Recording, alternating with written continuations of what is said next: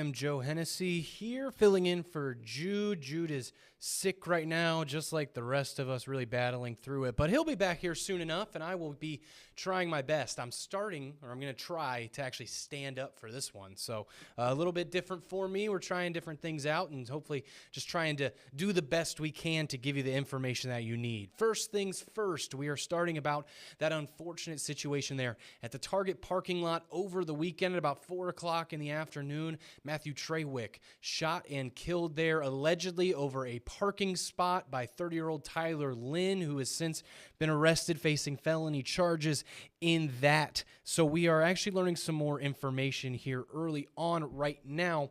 The GoFundMe has been set up, and Madeline Bierster's been on top of this, covering it. You see in the video right there, $82,664. But as we check it here right now, $136,000 of a now $160,000 goal. So that is all available through our website, WTOC.com, going to the story, scrolling down a little bit, and going to that GoFundMe So just wanted to show you that and give you a little bit update about where that case is in terms of the disciplinary side of things. It's still early on, but we will keep our eyes on it for you and keep you updated. Just wanted to show you that. That's what I was seeing there on our website here early on this morning. Also, we have morning news for you to know about.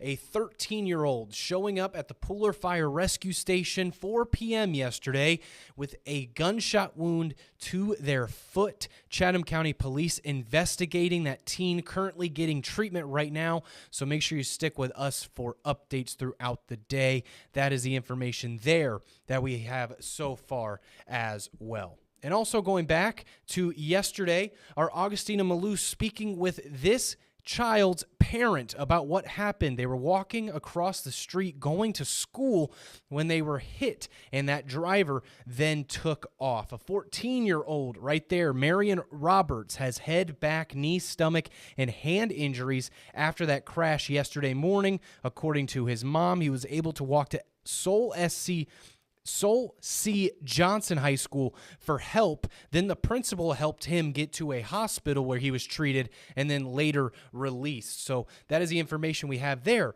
so far as well. Of course, Thunderbolt Police investigating that, and his mother asking for whoever did it to come forward immediately. That is where we are there.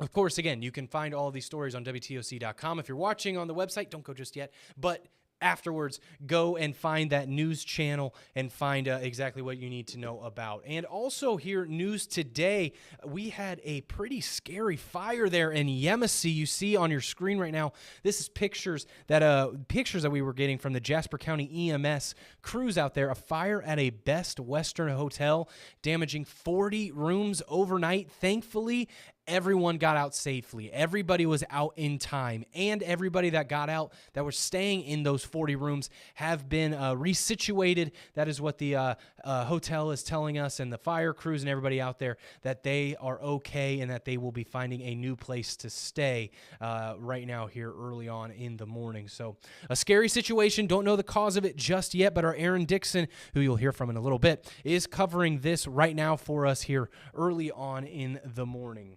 Talking about the weather, I won't really get into it in too deep because that's not really my thing. But I can say that people at home, of course, want to know about the weather.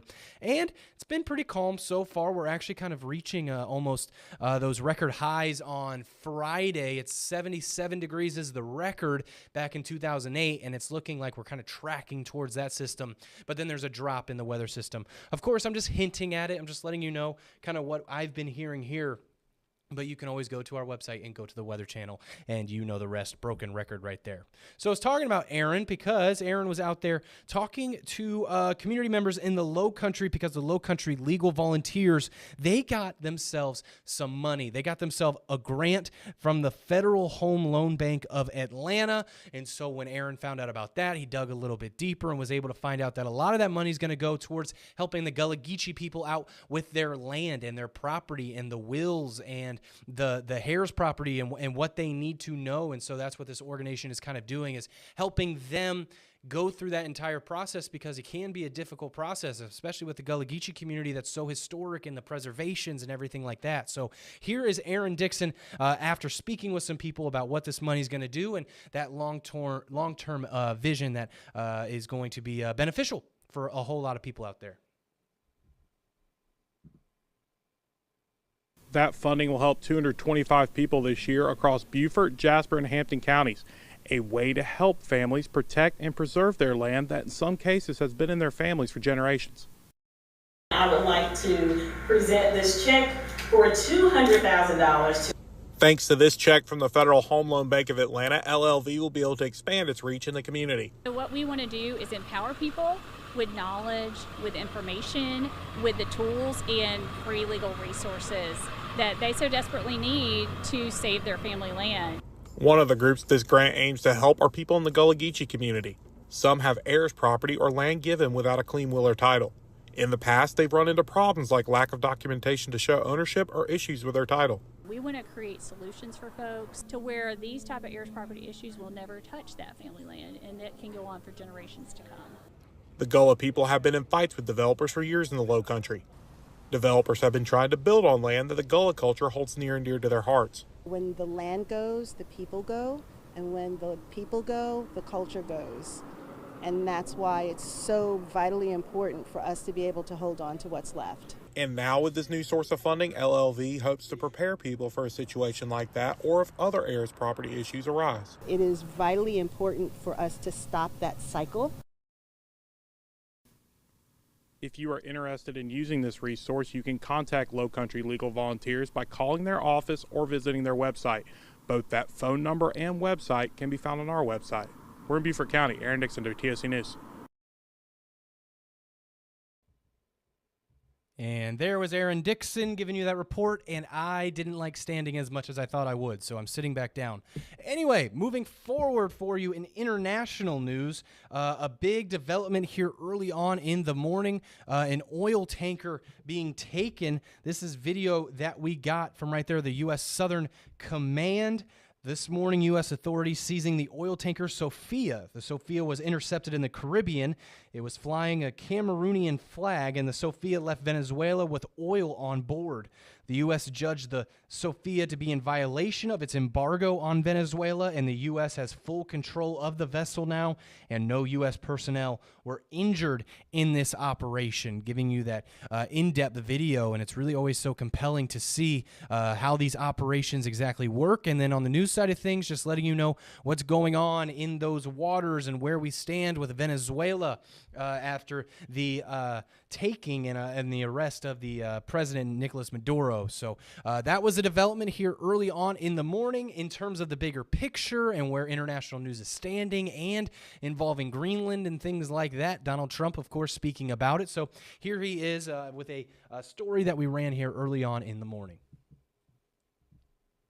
It was an incredible thing. As President Trump continues to praise the Venezuela raid to capture deposed President Nicolas Maduro, he's hinting at plans for Venezuela's massive oil reserves. On social media Tuesday, Trump announced that the South American country has agreed to turn over 30 to 50 million barrels of sanctioned oil to the U.S., adding he will control the money from the sale to, quote, ensure it is used to benefit the people of Venezuela and the United States. We've got a lot of oil to drill, which is going to bring down oil prices even further. The Trump administration is also intensifying its focus on Greenland. We need Greenland from a national security situation. The White House says President Trump is discussing options for how to acquire the mineral-rich self-governing territory of Denmark, saying utilizing the U.S. military is always an option. Nothing would lead to the absolute destruction of NATO more than American aggressive action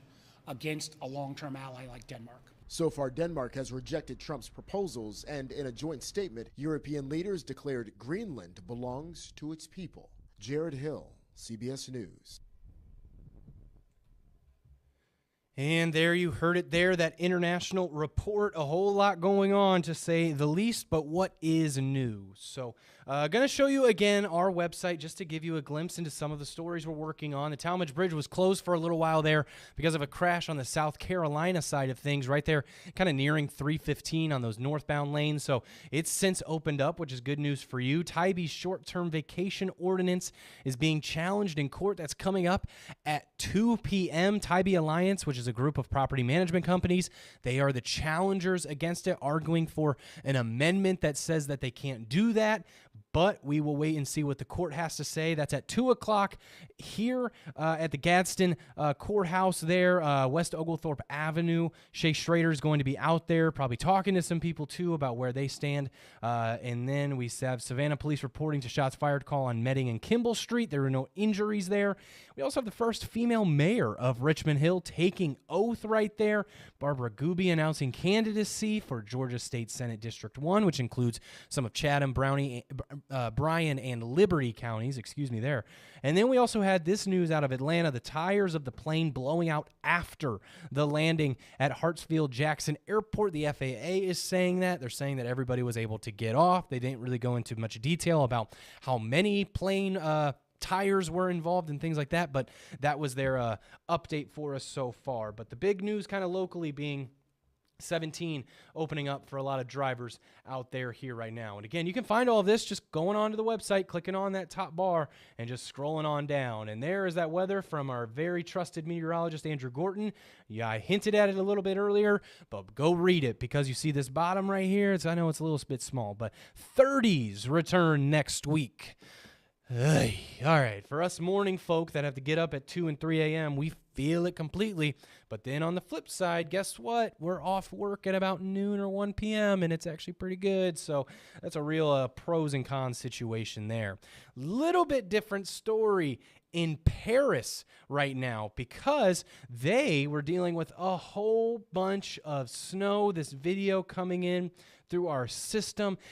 I just saw it and I thought it would be kind of fun to show you guys. So that is why I am going to now flip it on over and give you that look of all of that snow in Paris covering everything. Of course, some things had to be halted as crews were out there clearing the scene.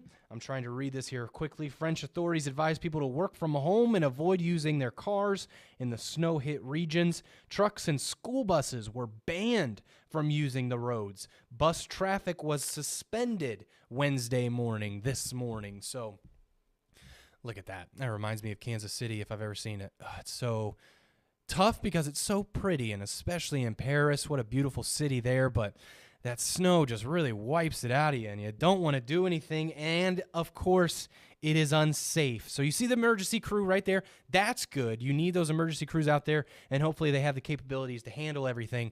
But the everyday people told to work from home, you never love to see that when you wake up in the morning. So as for the local news happening here, we've got a whole lot going on. The crews are out there in the newsroom. They're out in the field. I am here in the booth just giving you some updates and some stories to kind of know about. As I look at our website, I've kind of hinted on everything that we needed to talk about here early on. And again, as for the system itself, this is Jude's baby. So Jude knows exactly where to go and what to do when he kind of runs out of things to say. I know what's right here. And once I'm done, I'm done. And so that is what's happening here right now. Thank you so much for tuning in here on your Wednesday morning at 11. We are wrapping things up at about 11:14 in the morning. So a whole lot of fun to have and a whole lot of good news work being done. Our crews, again, hitting the streets, getting to the bottom of a whole bunch of things. So make sure you tune in starting at 3 o'clock. Of course, welcome to our community. And then there on forward 4, 5, 6. We have 7 as well. We have digital 8, at least we should. So hopefully that gets going. And then, of course, we have our evening newscasts as well. So as for right now, thanks so much for tuning in. I'm Joe Hennessy. Hope you have a great day if we don't see you again. If not, we'll see you here in just a little bit.